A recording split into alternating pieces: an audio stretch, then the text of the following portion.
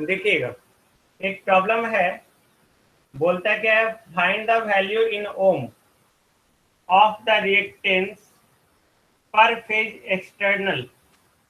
Reactance निकालना है in ohm, okay, per phase external to 20 MVA 10 kV 50 hertz 3 phase generator. एक generator है हमारा, ओके, ये जनरेटर है, उसके साथ जो है एक्सटर्नली एक रिएक्टेंस कनेक्टेड है जिसका वैल्यू एक्स है। इस जनरेटर का रेटिंग जो है 20 MVA, okay, 10 kV 50 hertz and 3 phase और पर फेज दिया हुआ है, such that the steady state current on short circuit will not exceed the 8 times of full load current। ये बोल रहा है कि यहाँ पे एक अल्टरनेटर है ना, एक अल्टरनेटर से एक्सटर्नल जो है एक रिएक्टेंस जुड़ा हुआ पर फेज।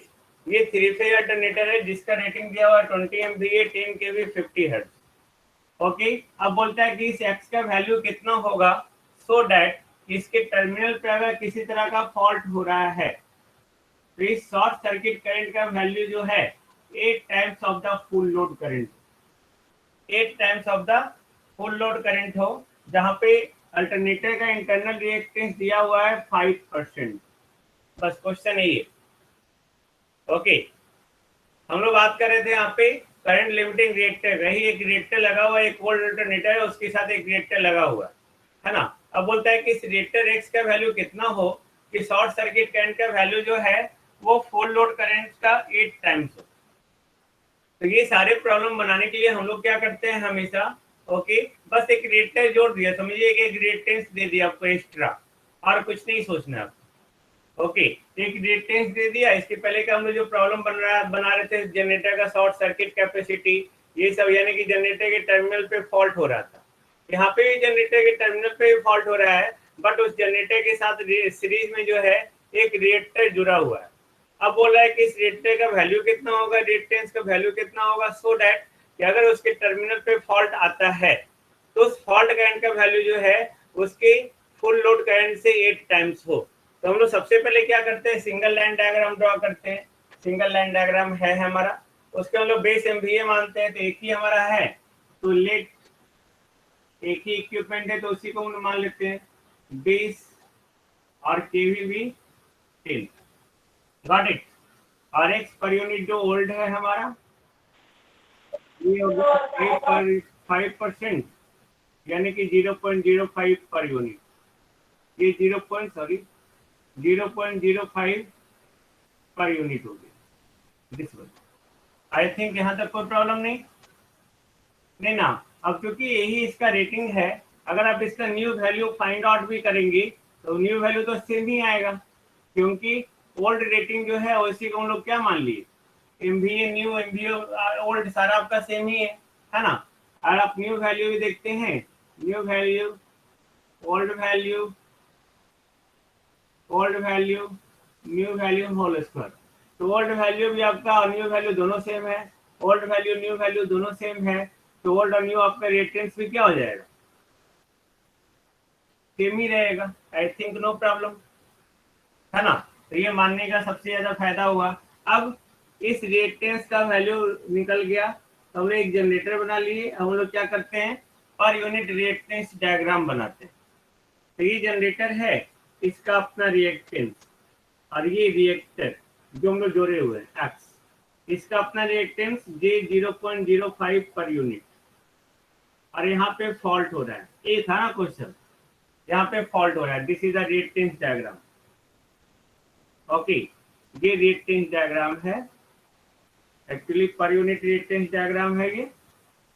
यहाँ तक कोई प्रॉब्लम नहीं, आई थिंक नहीं ना, tell me, okay. Now ISC per unit, short circuit current per unit value, इसका फॉर्मूला क्या होगा, voltage per unit divided by x equivalent per unit up to fault point. यही होता है ना, टेल मी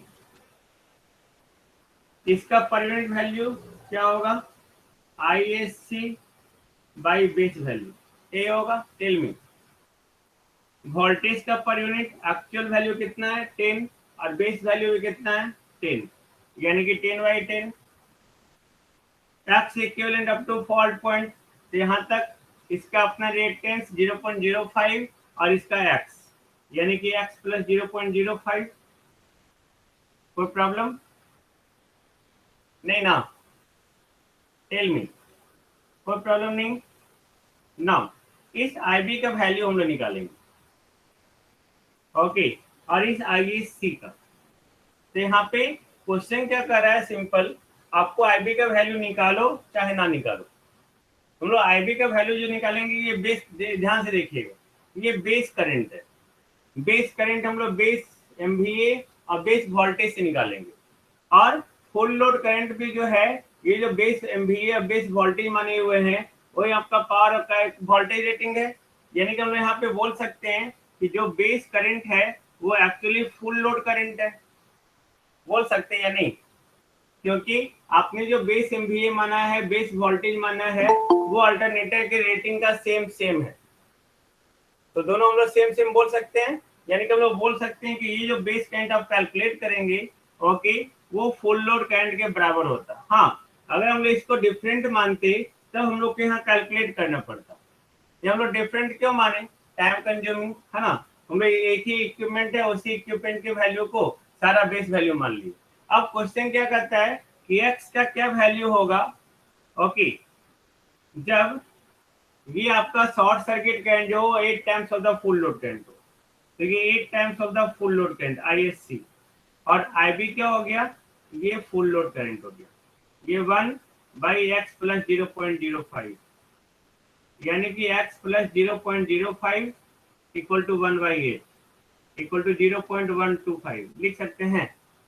टेल मी लिख सकते हैं या नहीं लिख सकते। फिर 0.125 इससे हम लोग x का वैल्यू निकाल लेंगे तो 0.75 पर यूनिट, सॉरी ओम ना, पर यूनिट, ये पर unit 0.075 per unit. I think no problem. नीचे नहीं दिख रहा है, दिख तो रहा है भाई, तो पूरा स्क्रीन ही आ रहा है, रोटेट करो स्क्रीन को, रोटेट कीजिए अंतेश, दिखेगा। एक अलग से स्क्रीन खोले वो आप ही के लिए, सो डेट कि आपको दिखे, है ना। अभी एक्स पर यूनिट में आ गया। अब क्या करेंगे, अब x per unit equal to x actual into MVA by AVB का whole square. X per unit आपका दिया हुआ है 0.075, एक्स एक्चुअल वैल्यू, MVA आपका 20 और QVB का होल स्क्वायर 20। एक्स का वैल्यू आ जाएगा आपका, कितना आंसर है 0.375 answer. I think no problem,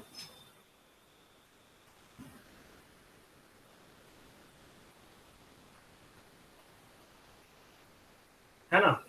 तो आप देखो कितने तरह का प्रॉब्लम एक साथ चल रहा है ना, per unit impedance diagram, fault current, fault MVA, अब तो लिमिटिंग रिएक्टर भी लग गया, ओके, बट प्रोसेस सेम है। यानी कि नंबर ऑफ क्वेश्चंस आपको यहाँ पे एक्सरसाइज के लिए मिल रहा है, नंबर ऑफ क्वेश्चंस। अब देखो दूसरा क्वेश्चन, तो मिटा दो मैं, कोई प्रॉब्लम नहीं, नहीं ना।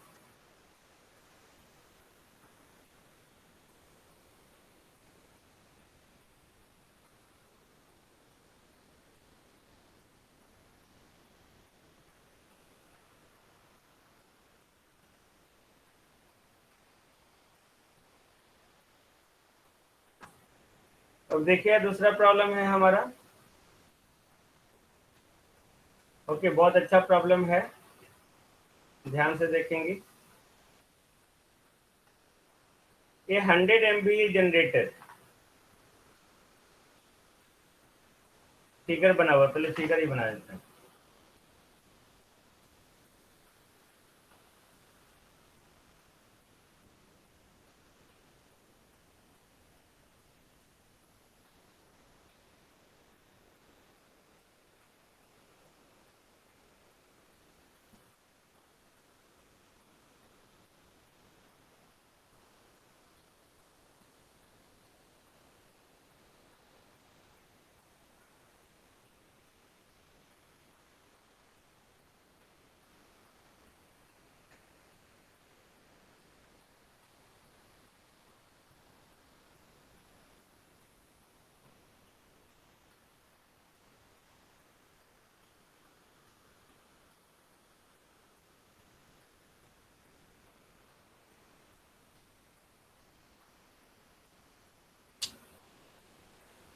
ओके, ये जनरेटर रिएक्टर है दोनों, ये बस बार रिएक्टर है और ये फीडर रिएक्टर है, तीनों यहाँ पे, नो दिक्कत रहेगा तो आपको। ओके,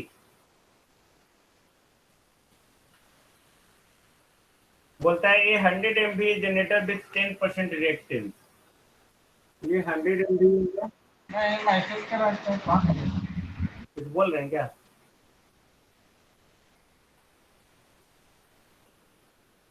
ये 10%,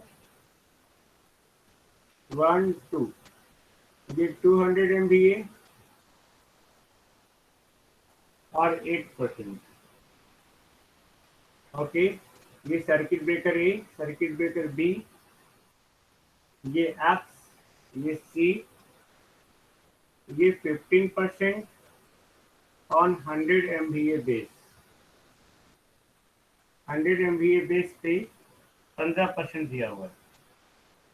ओके, ये आपका दिया हुआ है reactance on their own basis are connected as shown below in figure. The fault level on bus 1 is to be restricted of 1500 MVA. Fault level 1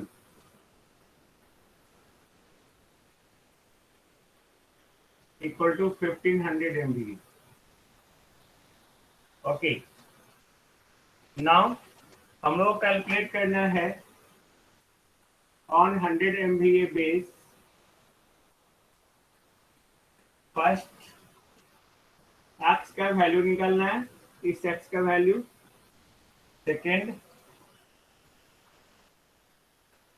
fault level 2 निकालना है, यानी कि इसमें अगर फॉल्ट आता है तब आप निकालेंगे फॉल्ट लेवल 2 ऑन बस 2, ये बस 2 है आपका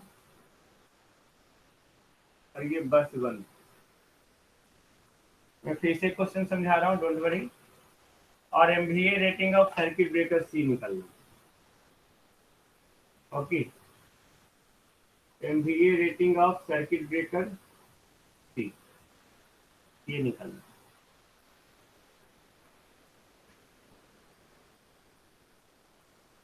ध्यान से देखिएगा, क्वेश्चन कर रहा है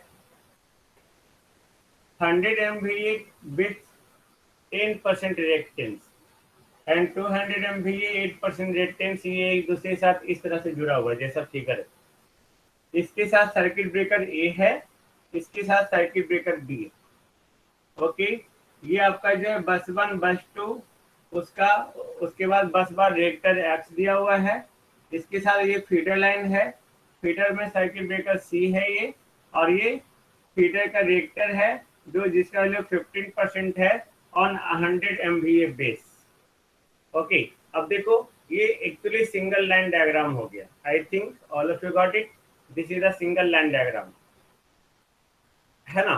और चूंकि इसमें कोई ट्रांसफार्मर है नहीं, जब कोई ट्रांसफार्मर नहीं है तो इसका पूरे सिस्टम का वोल्टेज क्या होगा, हमेशा पूरे सिस्टम का वोल्टेज सेम होगा, है ना। अगर ट्रांसफार्मर होता तो वोल्टेज डिफरेंट हो सकता था, तो इसका हम लोग को एडवांटेज मिलेगा। ओके, तो हम लोग मान लेते हैं according to the question, okay, from question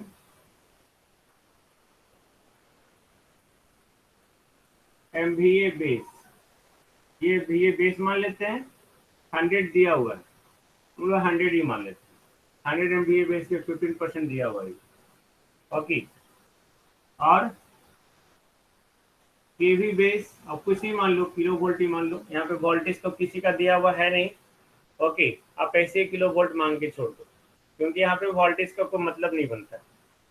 okay, अब देखिएगा, कुछ ही मान लो, यहाँ पे एक्स वाई जेड कुछ ही मान लो, एक्स मान लो आप, एक्स एक्स नहीं, एक्स तो दिया हुआ है ना, भी मान लो, भी। ओके, या के भी मान लो आप, के भी से। ओके, नाउ अब देखेंगे ध्यान से, फॉर जनरेटर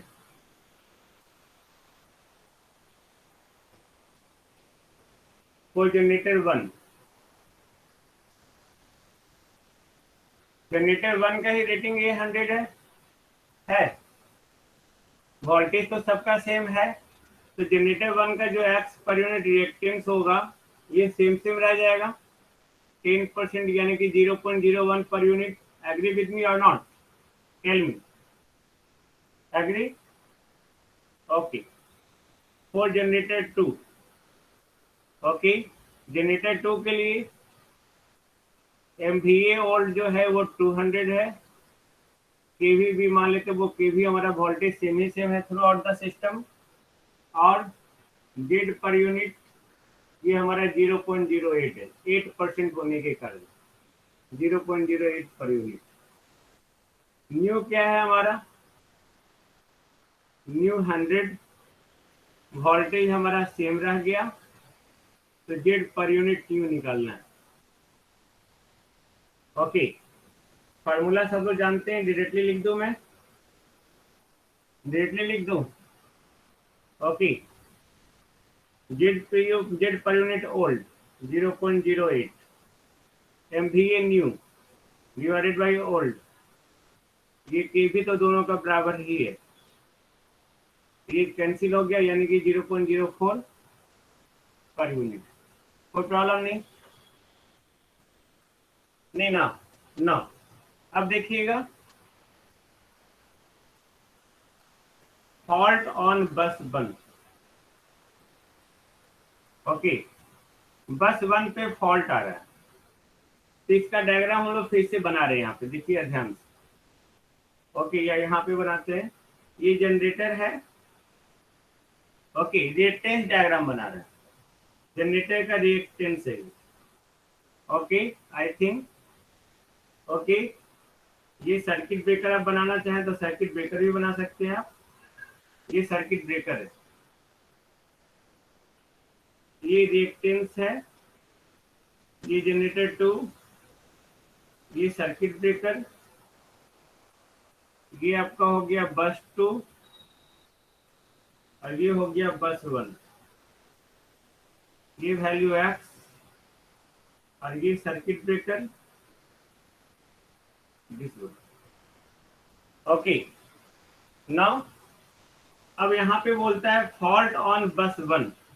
आप देखो क्वेश्चन में फॉल्ट लेवल वन दिया हुआ है, फॉल्ट लेवल वन यानी कि बस वन पे फॉल्ट आ रहा है, तो उस समय उसका फॉल्ट लेवल कितना है?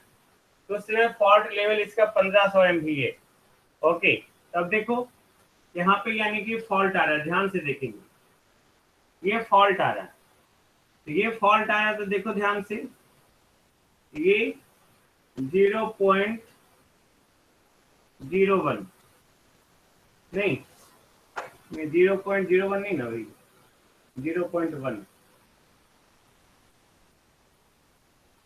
0.1, ये 0.04। ओके, और 15% दिया हुआ है, ये 0.15 पर यूनिट। ध्यान से देखेंगे। ओके, हम लोग जो फॉल्ट लेवल निकालते हैं, fault level one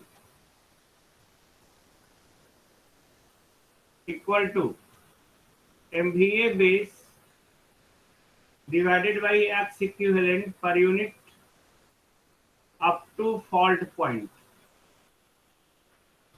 fault point तक पर यूनिट रिएक्टेंस कहां से? From the generating point. तब यहाँ पे फॉल्ट आया, ये फॉल्ट लेवल 1 पे दिया हुआ है कितना, 1500। ओके, ये 1500 दिया हुआ है। बेस एमबी हम लोग माने हुए हैं 100, ये नहीं पता है, इसको निकालना है हम लोग। तो ये देखो यहाँ फॉल्ट हुआ, ये दोनों सीरीज में होगा, टेल मी, ये रेटेंस और ये रेटेंस दोनों सीरीज में होगा और इसके साथ ये पैरेलल में होगा। क्यों? क्योंकि ये एक कॉमन पॉइंट है और ये जनरेटर का एक टर्मिनल हमेशा अर्थ रहता है। ओके, तो ये दोनों आपस में सीरीज में और इसके साथ पैरेलल में, बोल सकते हैं हम लोग, टेल मी, बोल सकते हैं। यानी कि एक्स इक्विवेलेंट जो लिखेंगे हम लोग 0.04 प्लस एक्स पैरेलल 0.1 लिख सकते हैं, है ना। जब आप इसको कैलकुलेट करेंगे, इसको हम लोग क्या लिखेंगे, 0.04 प्लस एक्स इंटू 0.1, इसको लिख रहे हैं हम लोग, divided by 0.04 plus x plus 0.1 और 100 डिवाइडेड बाई 1500 लिख सकते हैं हम लोग। बोलिए, इसको ऊपर लेके चल गए, इसको नीचे लेके चल गए, लिख सकते हैं। इससे हम लोग एक्स का वैल्यू निकाल लेंगे, कैलकुलेशन जब करेंगे तो इससे एक्स का वैल्यू आपका आएगा 0.16 पर यूनिट, एक्स निकल गया। आई थिंक नो प्रॉब्लम, नहीं ना, सॉल्यूशन बना हुआ है नोट्स में, मैं दे दूंगा आपको, अब देखिएगा। ओके, नाउ फॉल्ट लेवल निकालना ऑन बस 2, बस 2। ओके, फिर से इस डायग्राम को बना रहे हैं या यहीं पे हम बना लेते हैं, बनाने की हमको जरूरत नहीं है। ये फॉल्ट यहाँ आ गया बस 2 पे, तो बस 2 पे अब यहाँ फॉल्ट आ गया, तब ये दोनों सीरीज में और इसके साथ पैरेलल में, है ना। या आप यहीं पे देख लो, ओके, यहीं देख लो, यहाँ फॉल्ट आया। ओके, तो ये दोनों सीरीज में, इसके साथ पैरेलल में होगा, tell me,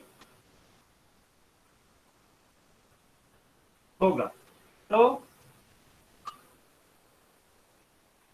fault level 2 equal to MVA base by x equivalent per unit. तो पहले हम एक्स इक्विवेलेंट पर यूनिट निकाल लेते हैं। ओके, ये दोनों सीरीज में, तो 0.10 प्लस एक्स, एक्स का वैल्यू कितना है 0.16, पैरेलल में 0.04, तो ये निकल गया, है ना, ये निकल गया। एमवीए बेस दिया हुआ है 100, तो 100 डिवाइडेड बाई, जब इसको सॉल्व करेंगे आप, इसका वैल्यू आ रहा है 0.0347। ओके, फॉल्ट लेवल 2 का वैल्यू, इसका वैल्यू आ रहा है 0.0347। तो ये एक रेशियो है। ओके, रेशियो है, जिसका वैल्यू आ गया 2884.84 MV। यहाँ तक किसी को प्रॉब्लम नहीं ना, बोलो नो। Okay, no. अब तीसरा क्वेश्चन है सर्किट ब्रेकर का फॉल्ट एमवीए निकालना। ओके, यानी कि MVA rating of circuit breaker C निकालना। अब देखो ध्यान से, फिर से हम लोग इस फिगर में आते हैं। ओके, ये एक्स तो हम लोगों को पता चल गया 0.16 पर यूनिट। हम लोग फिर से इस फिगर में आते हैं। अब सर्किट ब्रेकर का रेटिंग निकालना है, यानी कि यहाँ पे कभी फॉल्ट होगा तब तो, यहाँ कभी फॉल्ट होगा तब तो ये सर्किट ब्रेकर ऑपरेट होगा ना, टेल मी, तभी हम लोग उसका फॉल्ट एमवीए निकालेंगे ना, short circuit capacity, tell me. Please write in the chat. अगर यहाँ पे फॉल्ट नहीं होगा, देखो अभी तक यहाँ पे फॉल्ट हो रहा था, ये सर्किट ब्रेकर वर्क नहीं कर रहा था, यहाँ पे फॉल्ट हो रहा था, तब भी ये सर्किट ब्रेकर वर्क नहीं कर रहा था। अब इसके आगे जब तक फॉल्ट नहीं आएगा तब तक ये सर्किट ब्रेकर वर्क नहीं करेगा। ओके, तो इसके आगे फॉल्ट आया तब ये सर्किट ब्रेकर वर्क करेगा। ओके, तो इन दैट केस अब इक्विवेलेंट रिएक्टेंस निकालेंगे हम लोग पहले। एमवीए बेस तो सब में सेम ही है और फार्मूला तो सब में यही है। ओके, यानी कि अगर एमवीए सी निकालते तो सिंपल एमवीए बी, सी मतलब circuit breaker, divided by x equivalent per unit up to the fault point. Okay, तब यहां तक निकालते, देखो ये दोनों आपस में सीरीज में, इसके साथ पैरेलल में, और ये सीरीज में। एम आई राइट और रॉन्ग? एम आई राइट और रॉन्ग? राइट।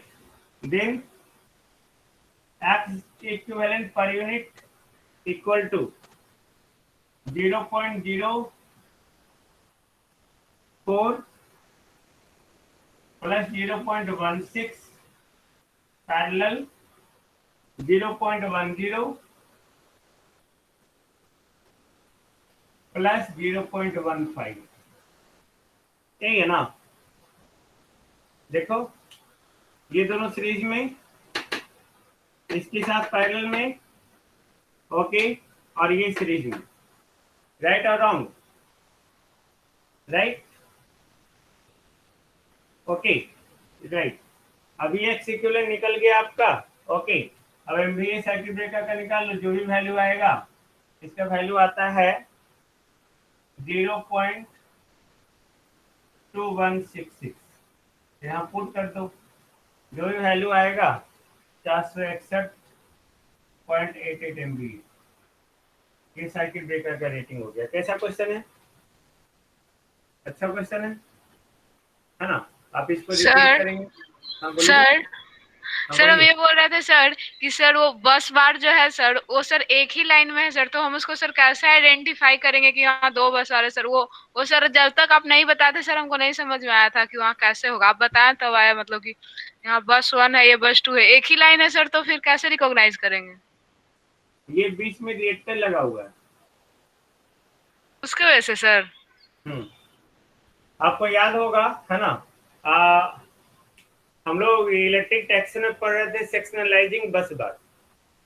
देखो, बस यस दो सर। बस बार के बीच में अगर कुछ भी आ गया, कुछ भी, अगर ये एक लंबा लाइन है तब ये एक ही बस बार है। अब बीच में आपने कुछ भी लिख दिया, एक सर्किट ब्रेकर बना दिया या आपने एक रिएक्टेंस बना दिया, देन इट इज अ बस बार एक करते, इधर बस बार दूसरा हो गया, ये बस बार दूसरा हो गया। Okay sir, okay thank you sir. Okay sir. Okay okay. Now ये प्रॉब्लम बन गया आपका, और एक प्रॉब्लम मैं आपको जो है बनाने देता हूँ, आप उसको बनाइएगा। Okay, this is the last problem of fault. इसके बाद फिर सब हम लोग दूसरे टाइप का प्रॉब्लम करेंगे। इसके बाद का नेक्स्ट क्लास आप लोग कभी मत छोड़िएगा, क्योंकि वो सिमेट्रिकल कंपोनेंट एनालिसिस है and this is out of syllabus.